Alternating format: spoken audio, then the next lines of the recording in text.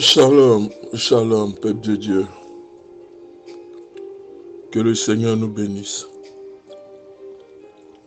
et que sa grâce repose sur notre vie. Alléluia. Le thème que nous allons voir,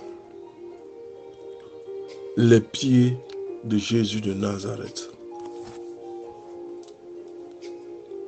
Première partie. Luc 8, le verset 35. Il vient vers Jésus et trouvait à ses pieds l'homme dont les démons étaient sortis. Luc 8, le verset 35. Les pieds de Jésus, partie 1. Il vint vers Jésus, trouvait à ses pieds l'homme dont les démons étaient sortis. Luc raconte une rencontre étonnante entre Jésus et le Gadarénien, celui qui était possédé d'une légion de démons, que Jésus a tout fait de chasser. Je voudrais dire souvent aux hommes de Dieu, aux pasteurs, qui disent que la délivrance n'est plus d'actualité et que Jésus ne chassait que les démons dans le corps des païens. Mais aujourd'hui, que rencontrons-nous dans l'Église? Même ceux qui sont chrétiens ou qui le disent être ont besoin de délivrance. La délivrance a été inscrite dans le ministère de Christ. Alors nous pratiquons la délivrance sans nous poser des questions. Nous suivons ce que le Christ a fait. Il nous a donné l'autorité pour marcher sur toute la puissance du diable. Et rien ne pourra nous nuire. Alors, nous faisons ce qu'il nous dit de faire. Le reste n'est que source d'interprétation et de causerie inutile. Beaucoup de personnes sont en souffrance dans l'Église. Beaucoup ne peuvent pas atteindre la bénédiction totale parce qu'elles sont sous emprise d'un diable, d'un démon, d'un esprit familier, d'une sirène des eaux. L'homme dont les démons sont sortis des corps se trouvait aux pieds de Jésus de Nazareth. L'homme libéré de ces démons apparaît sous un autre jour, un jour nouveau, un nouvel aspect, un aspect devant ses concitoyens. Lorsque le Christ vous libère, vous délivre, les résultats sont palpables, sont probants. Vous voyez la puissance qui réside en ce monsieur. Il y avait un fou, le Gadarénien. Il avait été isolé parce qu'il était agité tantôt d'un côté et d'un autre. Mais le Christ est venu et le Seigneur a sorti du corps de ce monsieur une légion de démons qu'il a jetés dans les pourceaux. Et quand ces démons sont partis, il y a une transformation nette. Et nous qui devons exercer ou qui exerçons le ministère, c'est dans ces différents aspects que nous reconnaîtrons aussi que le Seigneur est avec nous. Lorsque les démons sortiront des corps, les âmes seront transformées, la conversion au christianisme augmentera, le champ de la puissance de l'esprit s'élargit. Lorsque le Christ a prié pour cette personne, il a chassé les démons, les légions. La personne s'est présentée sous un autre jour, un nouvel aspect. Le Seigneur l'a revêti autrement. Et ses concitoyens l'ont vu, ils n'ont pas cru. Il est venu dans un jour nouveau. Il est venu se présenter à ses concitoyens. Ils se sont approchés. Ils vinrent vers Jésus. Ils ont trouvé à ses pieds l'homme dont les démons étaient sortis.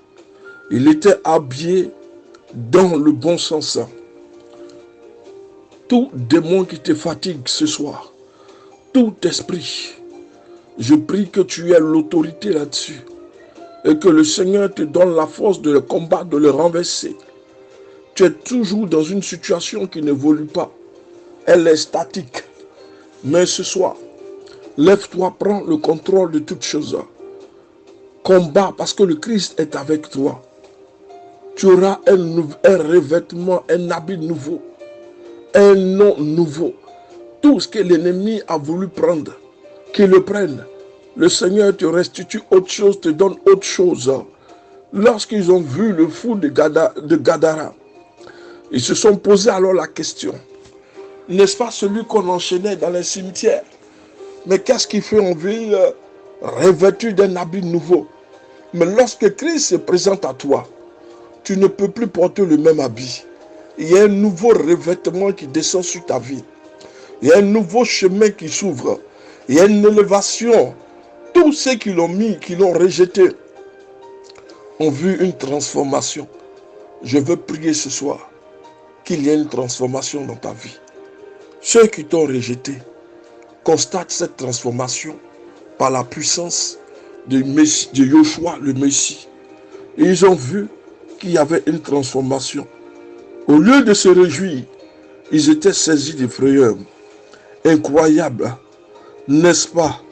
Au lieu de se réjouir ou de remercier le Messie, leur première réaction, c'était la peur. Avant de demander au Seigneur de partir du village, de la localité, parce que pour eux, il était impossible que le fou de Gadara revienne à une dimension normale. Mais la Bible nous a toujours enseigné, et la Bible nous dit, avec le Seigneur, rien n'est impossible. Alors arrêtez de pleurer, arrêtez de gémir, car dans la situation que tu vis, si elle est impossible pour toi, mais dis-toi une chose, rien n'est impossible au Seigneur. Le fou de Gadaria était resté éloigné de la ville. Les concitoyens ne le considéraient même pas du tout. On l'avait enchaîné parce que les gens, les démons qui étaient à l'intérieur faisaient en sorte qu'ils semaient le trouble et la terreur. Mais lorsque le Seigneur est arrivé, il est venu vers les brebis perdues.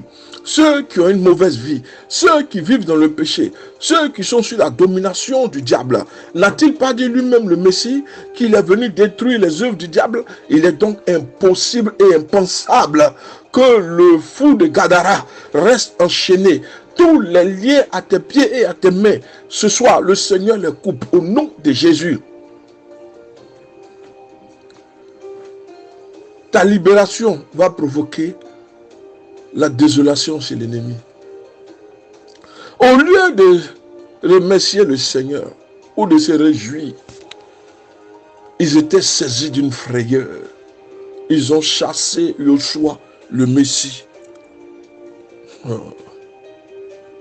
Leur réaction, c'était de la peur. Et ils ont demandé au Messie de quitter ici. Ne préférons-nous pas rester au pied de Jésus de Nazareth, comme Marie l'a fait, et l'écouter, nous réconforter, nous encourager, nous enseigner, ou marcher à ses côtés sur le chemin de la vie, comme le souhaitait le fou de Gadara, libéré de ses démons? Que trouverons-nous au pied de Jésus de Nazareth? La première chose que nous allons trouver au pied de Jésus de Nazareth, c'est le pardon. Le pardon inconditionnel de nos péchés. Le transfert de la pureté de Christ sur nos épaules. Et comme ce fut le cas pour la femme dans le livre de Luc, Luc 7, le verset 38, malgré son passé de prostituée, elle aussi a reçu l'assurance de la foi et la paix dans son cœur. N'est-ce pas ce que nous souhaitons nous aussi, avoir la paix et la tranquillité? Que trouverons-nous au pied de Jésus? La deuxième chose, c'est la guérison. Jésus ne nous demande pas de grands discours, ni les promesses que nous n'allons même pas pouvoir tenir.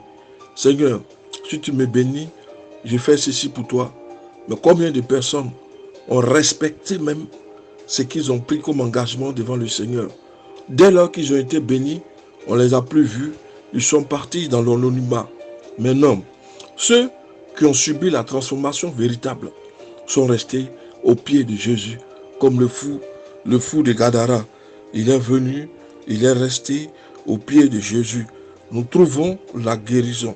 Jésus ne nous demande pas de grandeur, de grands discours, ni de grandes promesses que nous n'allons même pas tenir.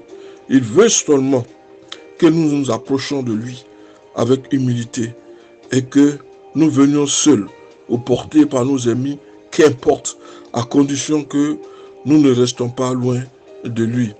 La Bible nous enseigne qu'une grande foule s'approcha de lui.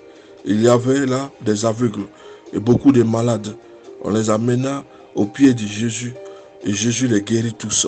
Matthieu 15, le verset 30. Que trouvons-nous encore aux pieds de Jésus? Nous trouvons le repos, la confiance. Jésus a déclaré, venez à moi, vous tous qui êtes fatigués, courbés, sous un fardeau, je vous donnerai du repos, car je suis doux et vous trouverez le repos pour vos âmes. Matthieu 11, le verset 28 au verset 29.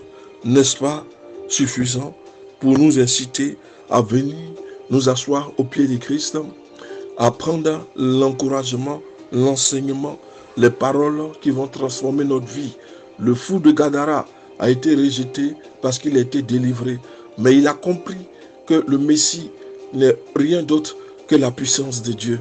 Toutes les critiques qui ont été portées contre le Messie, ce sont des critiques sans fondement. La preuve palpable, il l'a sous ses yeux. Lui qui était enchaîné, voici, aujourd'hui, il est redevenu un homme normal. Il se réveille automatiquement. Je prie que le Seigneur te donne ce revêtement spirituel. Que Dieu te bénisse. Pasteur Samuel.